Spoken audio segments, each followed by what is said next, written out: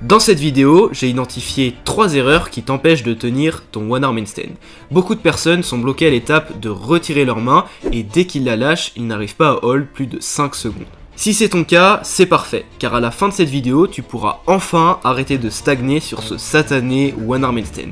Et tu auras juste à corriger ces 3 erreurs pour débloquer ton premier hold. Ces 3 erreurs, je les faisais moi-même au départ, puis finalement, je les ai corrigées au cours du temps pour atteindre ce niveau. Non, ce niveau, je voulais dire. D'ailleurs, un de mes élèves était également bloqué à l'étape de retirer sa main depuis des mois. Et en corrigeant ces 3 points, il a finalement réussi en seulement 2 semaines à passer de 0 à 7 secondes de hold. Ces 3 points sont vraiment techniques et peuvent être corrigés facilement. Donc, c'est parti. La première erreur, c'est d'avoir un mauvais alignement. C'est la cause principale de la rotation de bassin, qui est d'ailleurs un des principaux problèmes chez beaucoup lorsqu'ils commencent à lâcher leurs mains. Chacune de ces erreurs, je vais vous les expliquer en pratique. Ce sera beaucoup plus simple que de parler de ça en théorie. Mais juste avant de parler de l'alignement, je vais vous expliquer à quoi ça va servir d'être gainé. Donc en fait, de maintenir son corps dans une position pour ne pas bouger lorsqu'on va retirer sa main. Ce qui est important, c'est surtout de s'étendre au maximum. Donc comme si on cherchait à s'étirer. Ça va vous permettre d'être plus grand, d'être plus stable et donc de mieux gérer votre équilibre. La première chose à bien étirer, c'est notre main. Parce que c'est ce qui va nous permettre d'avoir une plus grande surface d'appui et donc de tenir plus facilement. Mais il faut toujours garder un espace pour pouvoir plier ses phalanges car c'est ça qui va nous servir pour se rééquilibrer. Ensuite, il faudra tendre notre bras au maximum, du poignet à l'épaule. Tendre aussi notre bassin, nos jambes et nos pointes des pieds pour vraiment s'étirer au maximum et être plus stable. Donc en pratique, on va commencer par positionner notre main, bien écarter nos phalanges, mais garder cette possibilité de les plier pour se rééquilibrer. On va donc venir en handstand. Une fois que vous êtes positionné ici, là vous voyez que je suis pas du tout étiré. On va commencer par étirer les bras en poussant sur les poignets et les épaules. Ensuite, on va contracter le bassin. Directement, mes jambes se mettent plus haut. Ensuite, on va contracter ici nos genoux, hop, nos pointes de pied. Et là, tout notre corps est tendu et je suis bien gainé et bien stable. En faisant ça, vous aurez donc une meilleure stabilité et ainsi beaucoup moins de chances de tomber lorsque vous allez lâcher votre main.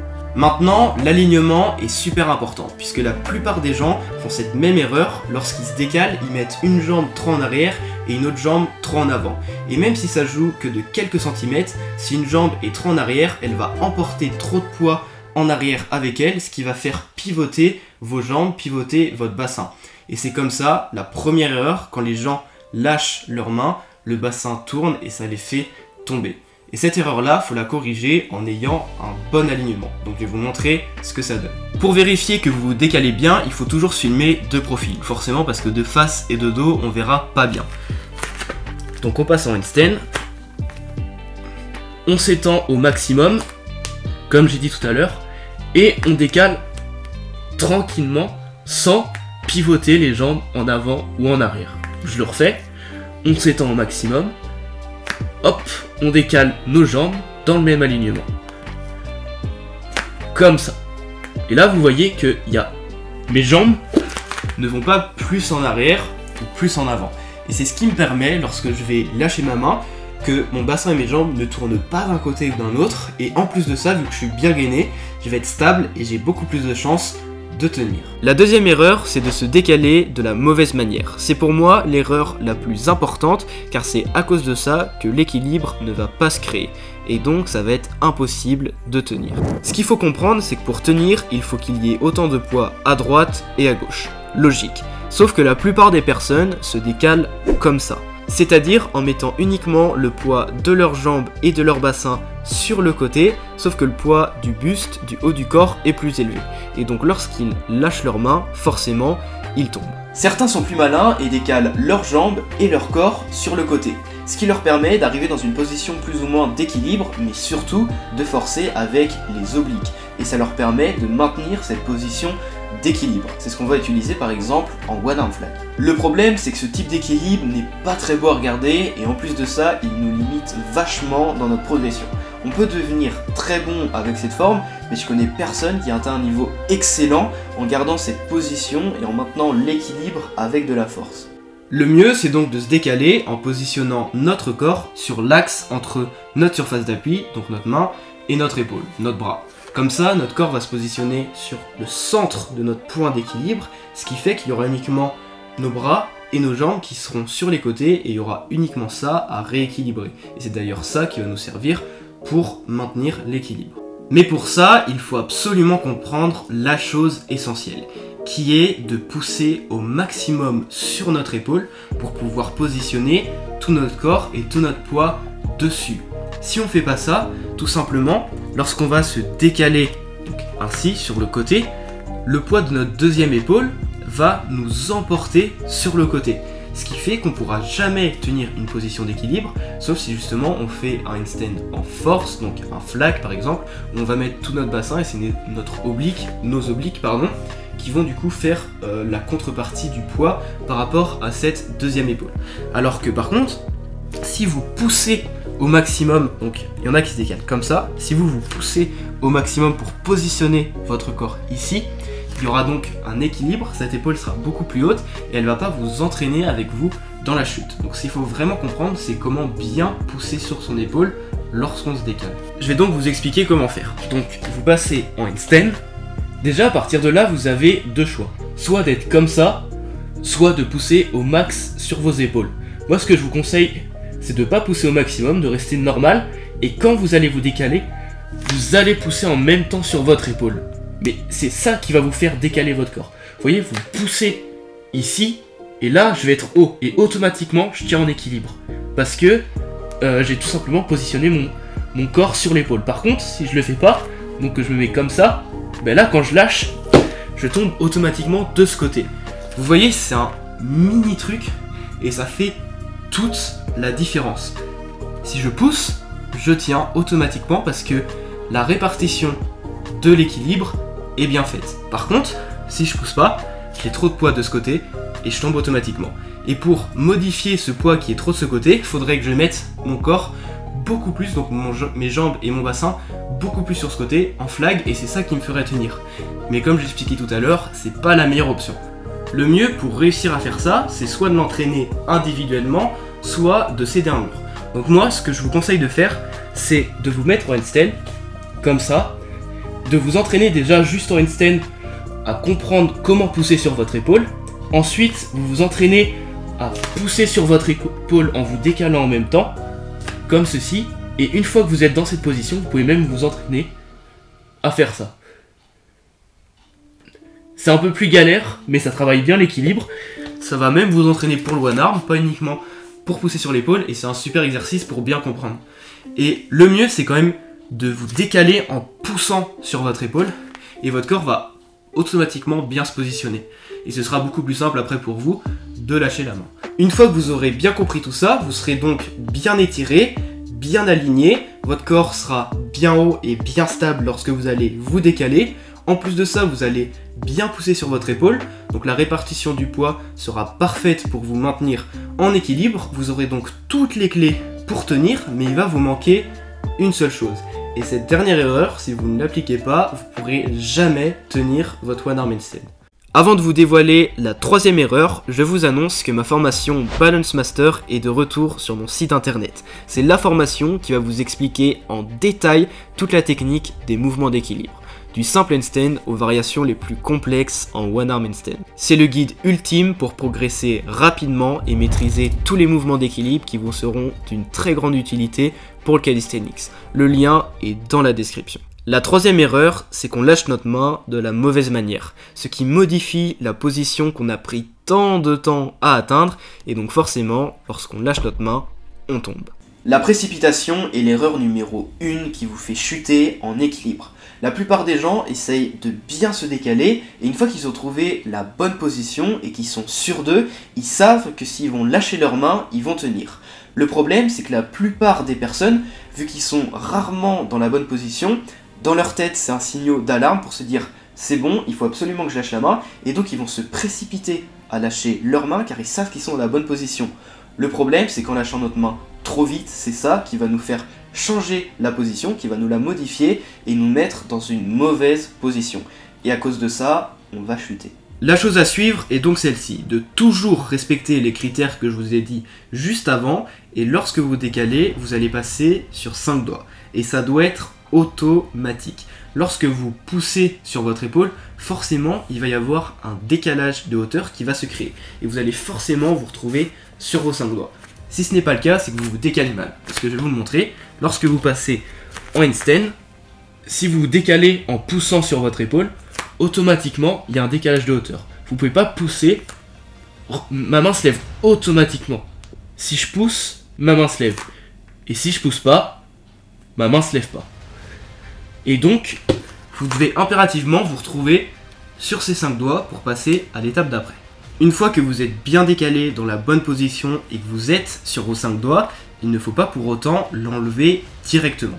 Il faut d'abord apprendre à être à l'aise. Donc le mieux, c'est tout simplement de faire des holds, de s'entraîner à tenir facilement 30 secondes, même plus. Comme j'ai déjà expliqué dans d'autres vidéos, pour passer à une autre progression en one arm handstand, il faut tomber à cause de la force et pas à cause de l'équilibre. Donc vous allez tout simplement tenir avec vos 5 doigts d'assistance autant de temps que vous pouvez. Et normalement, vous devez lâcher une fois que vous avez plus de force sur votre épaule. Parce que de pousser comme ça le plus haut possible avec votre épaule, vous n'allez pas pouvoir tenir super longtemps, surtout au début, sauf si vous avez vraiment des très bonnes épaules, mais au bout d'un moment, au bout de 1-2 minutes, vous allez forcément tomber. Et c'est à cause de ça, à cause de ces manques de force, que vous tombez. Si vous tombez à cause de l'équilibre, c'est que vous n'êtes pas encore prêt à passer à l'étape d'après. Si vous tombez à cause de la force, vous pouvez donc passer à cette étape qui est tout simplement de retirer quelques doigts et de passer à 2 doigts, voire 1 doigt, selon votre ressenti. Donc je vous montre ce que ça donne. Vous tendez tout votre corps, vous vous décalez dans le bon alignement, et en poussant bien sur votre épaule, ce qui donne ça, et vous passez automatiquement sur 5 doigts. Vous retirez quelques doigts, 2 doigts, moi j'aime bien être comme ça, et juste avant de lâcher, j'aime bien mettre mon index juste ici. Et là, vous êtes vraiment proche de pouvoir retirer votre main. Mais, moi je suis à l'aise, j'arrive à hold, donc pour moi ça me paraît facile, mais pour vous, vous allez devoir faire des holds sur vos 2 doigts, ou alors un doigt si vous êtes plus à l'aise. Et pareil que pour les 5 doigts, vous devez tenir autant de temps que vous pouvez, c'est-à-dire que vous ne devez pas tomber à cause d'une perte d'équilibre, mais vous devez tomber à cause d'un manque de force pour passer à la progression suivante. Donc si vous êtes rendu à cette progression-là, vous avez juste à vous entraîner à tenir le plus longtemps possible avec 2 ou 1 doigt. La dernière étape qui est super importante, une fois que vous arrivez à tenir très longtemps sur 2 doigts, voire 1 doigt, le mieux c'est quand même d'arriver à un seul doigt d'assistance, ça va être de relâcher un petit peu votre doigt et faire des mini holds.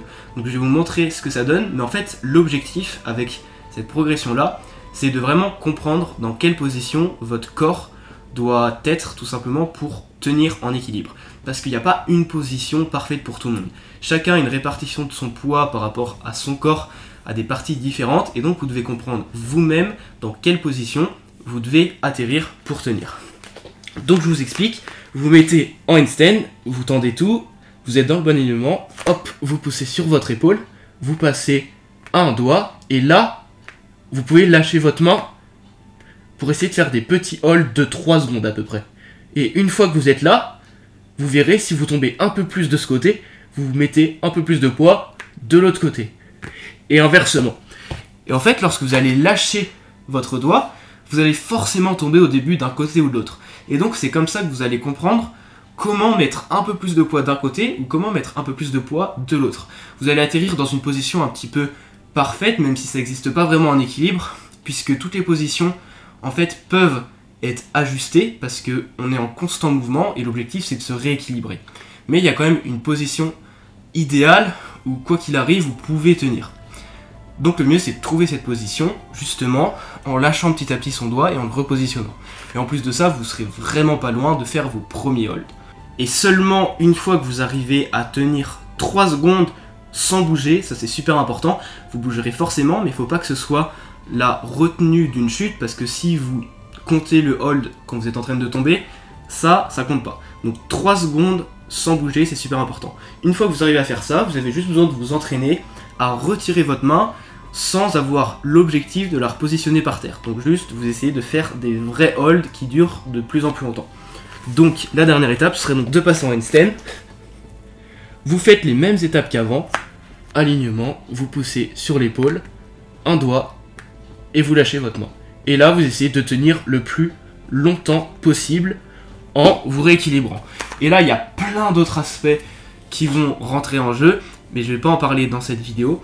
Tout simplement, vous allez devoir vous rééquilibrer avec vos doigts, avec vos différents bras, jambes, muscles, etc. Il y a plein de choses aussi à dire. Mais déjà, si vous suivez toutes ces étapes, il y a de fortes chances que vous ayez largement vos premiers holds. Et en plus, vous pourrez comprendre à peu près par vous-même comment se rééquilibrer. En corrigeant ces 3 erreurs sur votre one arm handstand, vous aurez 100% de chance de tenir avec un petit peu de pratique. Et maintenant, tenir 10-15 secondes va vous paraître plutôt facile. Et c'est pour ça que j'ai décidé de vous livrer mon plus grand secret qui m'a permis de débloquer toutes les variations en one arm handstand et de maîtriser toutes les transitions qui sont très complexes et qui me permettent de faire des combos infinis. Je vais vous donner des notions de proprioception que j'ai moi-même assimilées et appliquées en pratiquant ces variations. C'est vraiment une position dans l'espace de votre corps et en respectant certains critères, certains positionnements vont grandement vous faciliter la tâche pour réaliser ces variations. On commence par le one arm handstand en straddle qui va être le mouvement de référence. Je vais vous donner des chiffres sans unité qui représentent en fait tout simplement la distance dont vous avez besoin pour vous décaler sur le côté. On va partir du principe qu'on se décale vers la gauche avec une vue de dos. En straddle, vous allez donc devoir vous décaler d'une unité de 4 en distance. Donc ce positionnement de 4, vous devez l'enregistrer comme un positionnement de référence. Vous vous décalez et la position dans laquelle vous arrivez à tenir, vous enregistrez cette position comme étant le numéro 4. En sachant que 0, c'est vraiment vous vous décalez pas du tout, 1 vous vous décalez très peu et 4 vous vous décalez on va dire au maximum car vous verrez qu'on n'aura pas besoin de plus se décaler qu'en straddle. Donc la position straddle où vous tenez c'est la position numéro 4 et tous les chiffres qui sont en dessous, il faudra légèrement moins se décaler.